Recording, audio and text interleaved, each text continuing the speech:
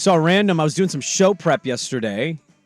God, when my life is timed perfectly, it's like, why don't I do this more often? And yesterday was one of those days. I got home, I took care of some business, and I had like an hour and a half of just me time. And I'm like, my kid's not going to be home. I can show prep. Here I go. And I just happened to be on the internet when randomly I saw that Bronny James is going to get drafted by Portland in the second round of the 2025 draft. And I went, what? And the tweet was basically Jonathan Gavoni of Draft Express, ESPN's draft coverage. They were trying to say that he was reporting that this was going to happen. Now, he came out and basically like, this is ridiculous. This is, talk about aggregating content that I didn't say. He was more just saying that Bronny's more likely going to be in the 2025 draft. He had to deal with the cardiac arrest thing this year. Right.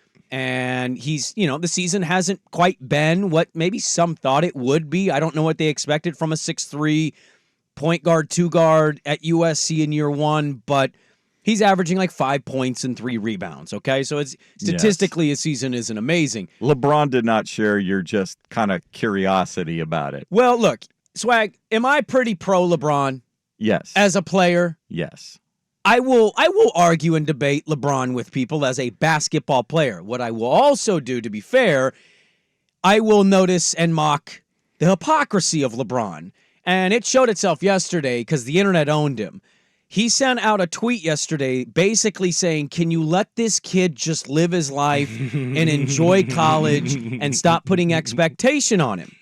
Well, we had seen 2 months prior that he tweeted out, watching League Pass and Bronny better than most of these cats I'm watching. It's crazy. Well, the best quote of all time is, I'm not going to coach my son. I'm going to do my best to stay in the stands so that no one can figure out that LeBron James Jr.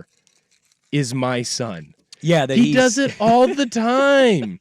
Just a father for, and I love LeBron. When Sierra Canyon with Bronny came to the Les Schwab Invitational, there was at least 4-person documentary film crew following him everywhere that everybody had to work around. You're not wrong. He also had like 4 people as security, and one of those people, because I was with some family, and my nephew's like, how come there's security? I'm like, let him live his life. I was like, because he's a billionaire.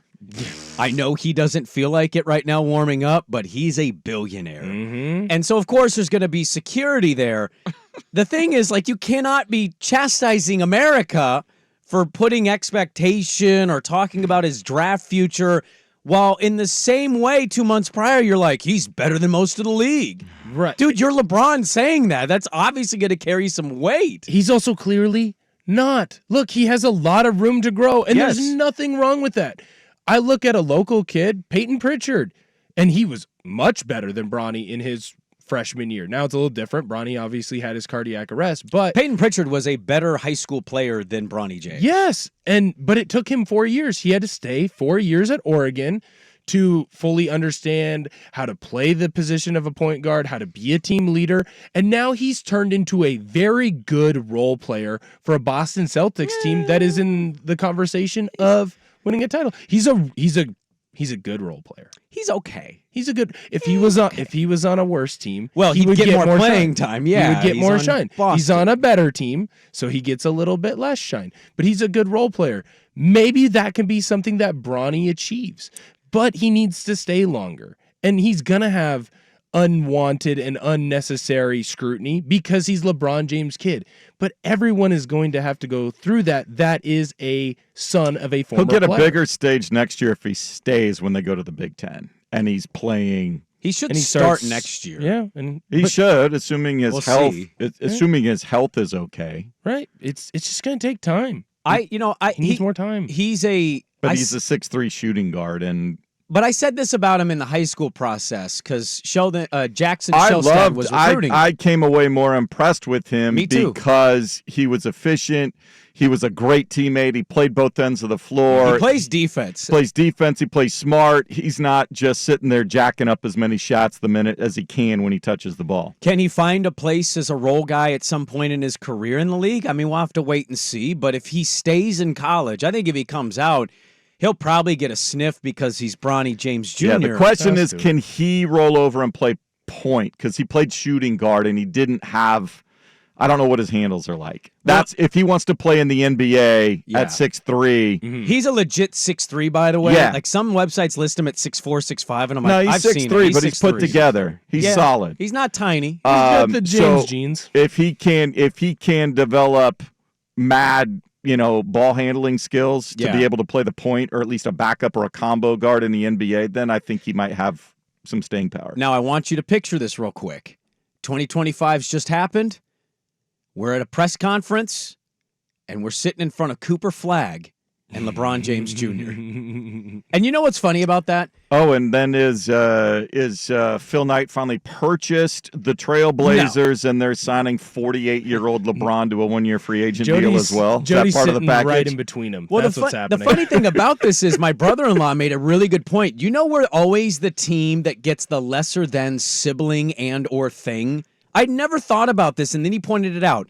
We got Harvey Grant, not Horace. Yep. We got Robin Lopez, not Brooke. Although we did get C.J. McCollum and not his brother. His brother's not in the NBA. Oh, okay. What's another one we got? Oh, we already had Olivier Sarr, so we probably are going to miss out on Alex, even though he's going to maybe be the number one pick. What was the other one? He gave me one more.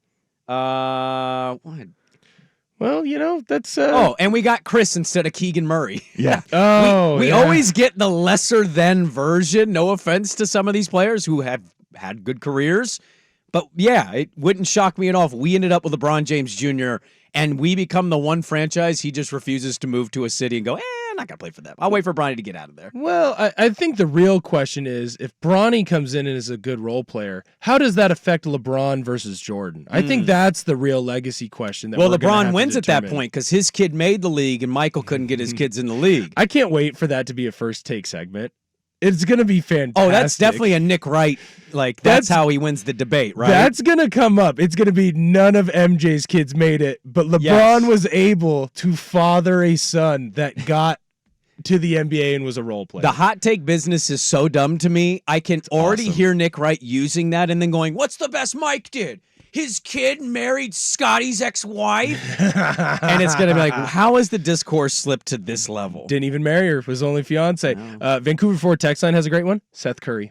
Oh, that was another one. He said we got Seth instead of Seth. Curry. Like we always get the sibling. And some of these players are good players, but get the hand-me-down. They're not the brothers. They're not King James. They're little Prince James. It's kind of what it is.